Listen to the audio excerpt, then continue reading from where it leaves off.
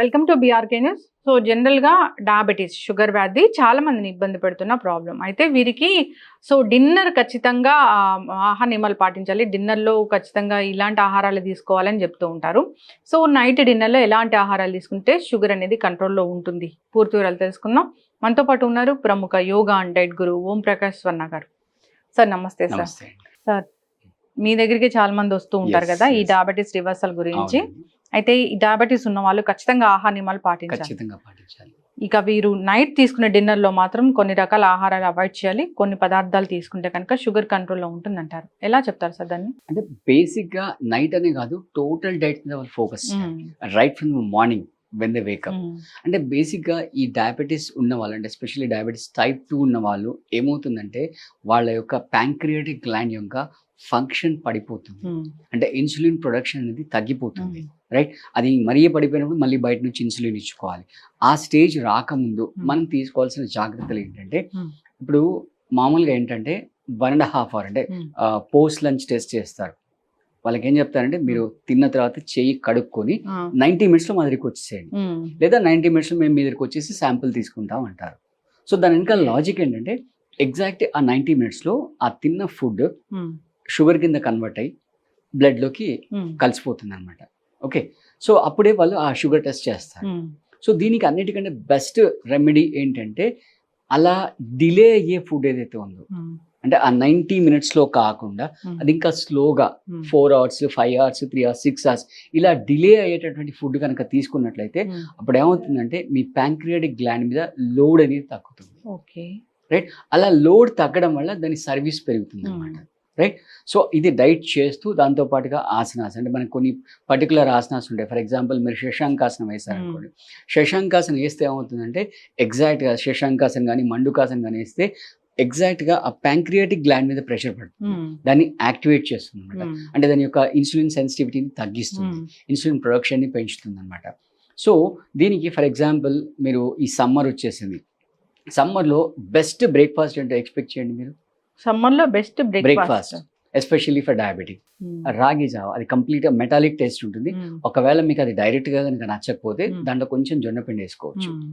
ఈ రాగిలో నేను ఇందాక చెప్పినటువంటి క్వాలిటీస్ ఉంటాయన్నమాట. మీరు ఇందాక నేను చెప్పాను కదా 90 minutes అని చెప్పాను కదా, ఇది దాదాపు 6 hours రిలీజ్ చేస్తుంది. రైట్, అంటే అదైతే షుగర్ ఉంటుందో అది షుగర్ బ్లడ్ లో మెర్జ్ అవ్వడాన్ని 6 hours వరకు లాగిస్తుంది అనమాట. సో అలా చేయడం వల్ల అదేమంటే ఫస్ట్ ఆఫ్ ఆల్ మీ వడికన్సే ఇమీడియట్ గా షుగర్ స్పైక్ అవ్వడం అనేది తగ్గుతుంది. ప్లస్ మీకు ఆకలి కూడా చాలా వరకు వేయదు అనమాట. ప్లస్ మంచి చలువ చేస్తుంది. రైట్, దాంతో పాటుగా మంచి ఫైబర్ ఉంటుంది ఇంట్లో. సో ఈ మధ్య కాలంలో అసలు షుగర్ రావడానికి రెండు రీజన్స్ నేను చెప్తానండి. ఓకే, ఒకటి ఇక్కడ ఇచ్చే ఫుడ్, ఒకటి ఇక్కడ ఇచ్చే ఫుడ్. అట్లా ఉంటుందా? ఆబ్వియస్ గా ఇక్కడ ఇచ్చే ఫుడ్ వల్ల ఏమవుతుంది?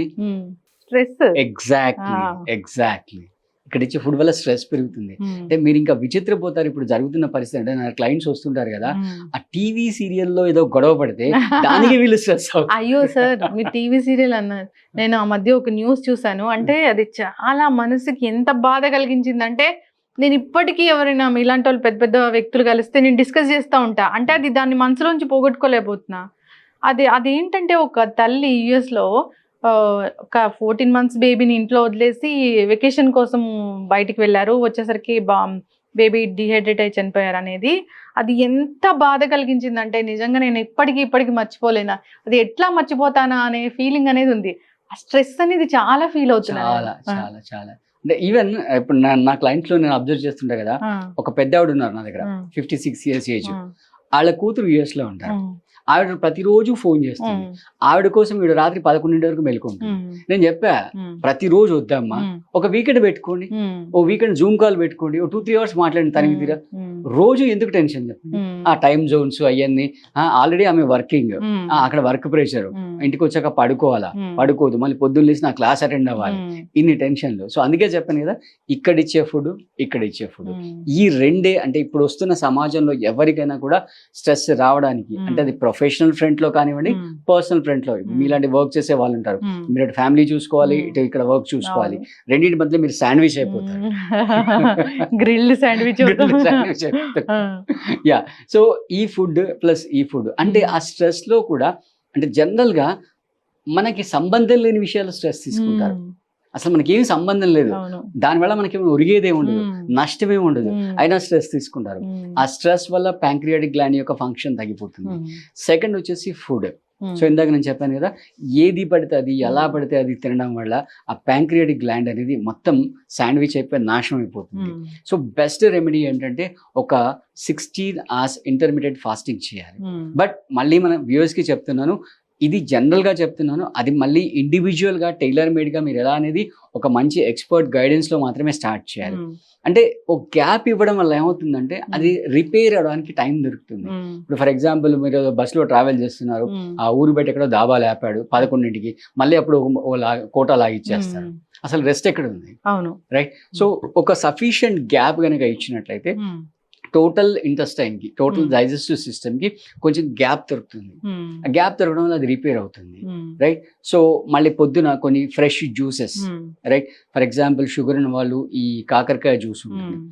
కాకరకాయ జ్యూస్ చాలా మంచిగా Hmm. పనిచేస్తుంది షుగర్ ఉన్న వాళ్ళకి. మ్మ్. గుమ్మడికాయ జ్యూస్ కానీ Hmm. లేదా వెజిటబుల్ జ్యూసెస్ ఏవైనా కూడా, రైట్, అంటే అవి తొందరగా డైజెస్ట్ అవుతాయి. మ్మ్. అట్ ద సేమ్ టైం ఏంటంటే మీ ఇంటెస్టైన్ని ప్రిపేర్ చేస్తాయి. అవును. అంటే ఫర్ ఎగ్జాంపుల్ మీరు 10 o'clock తింటున్నాను అనుకున్నా, మ్మ్. దానికి ఒక 1.5 ముందు ఈ జ్యూస్ ఏదైనా తాగారనుకోండి, మ్మ్. జ్యూస్ తాగితే మొత్తం ఆ ఒడిగన్సే మ్మ్.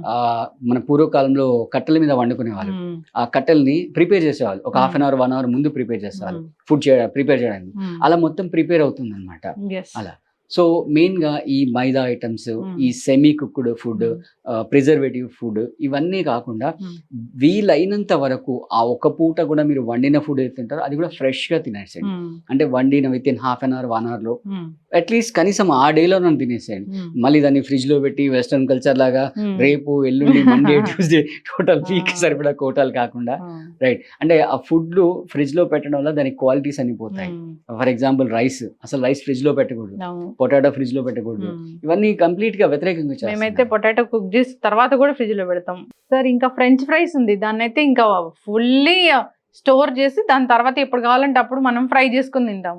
బా ఎంత మంచి ఫుడ్ అసలు, అట్లాగే చెప్పుకోవాలి మీరు- కదా. మీరు ఏ రెస్టారెంట్కి వెళ్ళినా అదే స్టార్టర్ అవును. చేస్తారు, ఏ రెస్టారెంట్కి వెళ్ళినా అదే Ah. స్టార్టర్ చేస్తారు. It's completely hmm. It is going to damage. మ్మ్. దాంట్లో బేసిక్గా ఏంటంటే ఈ టేస్టింగ్ సాల్ట్ ఉంటుంది, అవును. అజినోమోటో, మ్మ్. అది చాలా డ్యామేజ్ చేస్తుంది Hmm. అనమాట. Yes. సో ఇలా రెండు చెప్పాను కదా, ఈ ఫుడ్ రెండింటిని కంట్రోల్ చేసుకొని Hmm. వీలైనంత వరకు ప్రశాంతంగా ఉంటూ, రైట్. అంటే మీరు ఈ మధ్యలో ఈ ఒడిగన్స్ డయాబెటిక్ రావడానికి ఇంకో రీజన్ ఏంటంటే నిద్ర సరిపోకపోవడం, మ్మ్. నిద్ర లేదు ఎవరికి. Insomnia Hmm. ఇష్యూస్. మ్మ్. సో అంటే ఆ ఒడిగన్స్ ఆ స్ట్రెస్ ఏదైతే ఉందో ప్రొఫెషనల్ స్ట్రెస్, అది అలాగే బెడ్రూమ్ క్యారీ చేస్తున్నారు. మ్మ్. క్యారీ చేయడం వల్ల అది అక్కడే ప్రాసెస్ అవుతుంది అనమాట. మ్మ్. ఆ ప్రాసెస్ అవడం వల్ల అసలు నిద్ర డిస్టర్బ్ Hmm. అవుతుంది అనమాట. Yes, ఖచ్చితంగా చక్కటి ఇన్ఫర్మేషన్ అండి. అంటే నైట్ డిన్నర్ లో అసలు ఏం ఉండాలి? నైట్ డిన్నర్ లో ప్రిఫరబుల్లీ ఫస్ట్ డిన్నర్ టైం అడగండి. డిన్నర్ టైం డిన్నర్ టైం 12 కాదు. Yeah exactly. సో దీనికి ఏంటంటే బేసిక్ గా మనము ఒక రూల్ ఫాలో అవుతాం, 3-2-1 రూల్ అని ఫాలో అవుతాం. మ్మ్. అంటే ఫర్ ఎగ్జాంపుల్ మీకు 10 o'clock పడుకునే అలవాటు ఉందనుకోండి, మ్మ్. 7 కల్లా మీ సాలిడ్ ఫుడ్ ఇంటేక్ క్లోజ్ చేసేయాలి. మ్మ్. 7కి, right. Hmm. So 3 hours before, then 2 hours before మీ లిక్విడ్ ఫుడ్ ఇంటేక్ క్లోజ్ చేయాలి. Hmm. 1 hour before the most important, you have to disconnect from all gadgets. Hmm. అంటే ఈ social media networks ఏవైతే ఉన్నాయో మ్మ్. వాటన్నిటి నుంచి డిస్కనెక్ట్ చేసుకోవాలి. సోషల్ మీడియా డైట్ అనాలి దాన్ని. సోషల్ మీడియా డైట్, ఎగ్జాక్ట్లీ, మ్మ్. ఇంటర్నెట్ డైట్, సోషల్ అవును. మీడియా డైట్, అంతేగా. మ్మ్. అది కట్ చేసుకొని మీరు మీ బెడ్రూమ్లోకి వెళ్ళి లైట్స్ ఆఫ్ చేసేసుకొని, మ్మ్. మీకు ఒకవేళ కనుక ఏదైనా మంచి ఇన్స్ట్రుమెంట్ ప్లే చేసే హ్యాబిట్ ఉంటే, మీ హాబీ ఉంటే దాన్ని ప్లే చేస్తూ మ్మ్. హ్యాపీగా నిద్రలోకి జారిపోవాలి. Yes. ఖచ్చితంగా సార్. చక్కటి ఇన్ఫర్మేషన్ అండి. డైట్ అంటే ఈ ఒక్క డైటే కాదు, ఇక్కడ డైట్ Yeah. రెండు చెప్పారు. సో అంతే కదా, స్ట్రెస్ లేకుండా హాయిగా నిద్రపోవాలి అంటే ఏం చెప్తున్నారంటే మన పూర్వీకులు ఎలా ఉన్నారో Exactly. అలా బ్రతకండి. Exactly. సో గూట్లో దీపం నోట్లో ముద్ద. అంతే, ఇంకా అది ఫాలో అవ్వండి. సో అంతేకాదు న్యాచురల్ ఫుడ్స్ తీసుకోండి, ఎలాంటి ఫ్రైడ్స్ కానీ అలాంటివి తీసుకోకూడదు.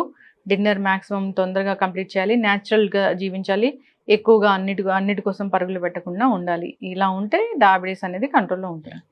ఇక మీరు అన్నట్లుగా యోగాలో చాలా ఆసనాస్ ఉంటాయి, దీనికి మంచి మంచి క్లాసెస్ కూడా చెప్తూ ఉంటారు మీరు, దీన్ని రివర్స్ చేస్తూ ఉంటారు. అవును. ఇంట్రెస్ట్ ఉన్న వాళ్ళు ఒకసారి కాంటాక్ట్ చేయాలని కోరుకుందాం సార్. చాలా చక్కటి ఇన్ఫర్మేషన్ అండి, ధన్యవాదాలు.